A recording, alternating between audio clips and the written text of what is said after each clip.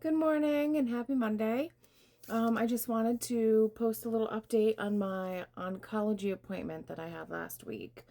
I signed consent forms to start the rituximab infusion, which will deplete my B cells completely. It is a 4 to 5 consecutive week treatment plan, and then it can be used as needed after that if I have flare ups.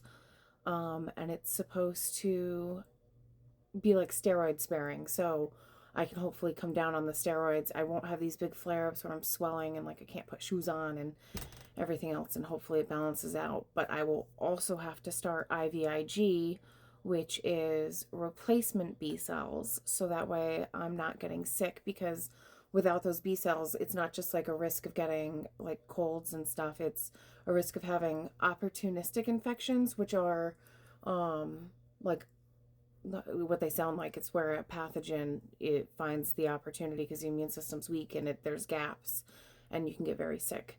And I used to do sub-Q IgG, which is almost the same as IVIG, except instead of having like an actual IV, because it's IV immunoglobulin replacement, you have like mini IVs and you have to put them in your like legs or your stomach or even your like upper butt area.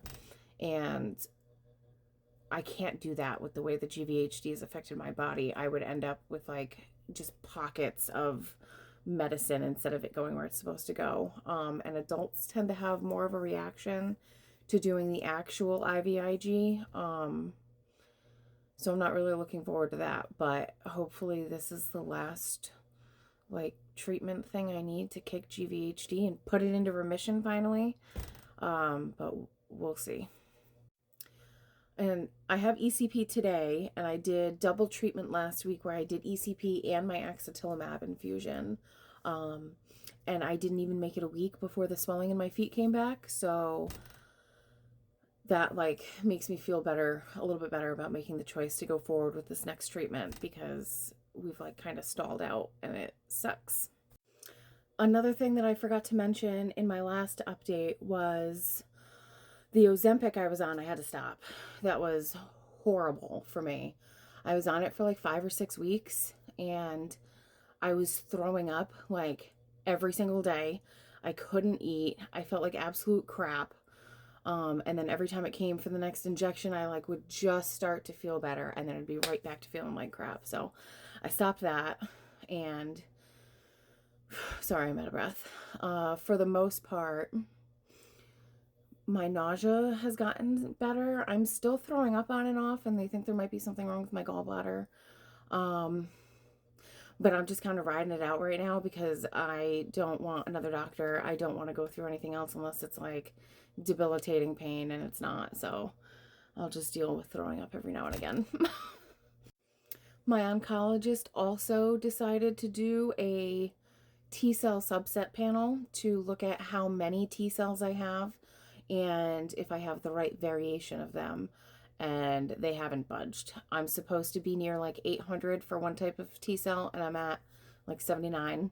All of my numbers are like way, way low still. They haven't rebounded at all. And my IgG levels are really low. I should be at like the the low end of normal is like 500, but they really want you around 900 to have like good immunity. And I am at 300. So I really still don't have an immune system, and it's going to get even worse for me when I start this new treatment. Another fun development is that I am becoming allergic to the lidocaine that I'm putting on my port. So I actually have it here, and it numbs the area, so that way when I get the lidocaine injection and I actually have like the big 16 gauge needle going in, I don't really feel it. It's uncomfortable, but it's not painful. When I don't use the lidocaine, it's pretty awful. I don't like it. Even though it's only for a few seconds, like it just makes the rest of the treatment, which is like 3 to 4 hours, really, really uncomfortable. But they told me because I'm using it so often, because I'm having treatment so often, that I'm starting to develop like a topical allergy. And I'm not going to stop using it. unless I absolutely have to. And sorry, this chemo brain does not get that much better after you stop chemo. I'm pretty sure I'm forgetting something, but right now those are the updates. And I'm gonna head out for my ECP treatment. Thanks for staying tuned.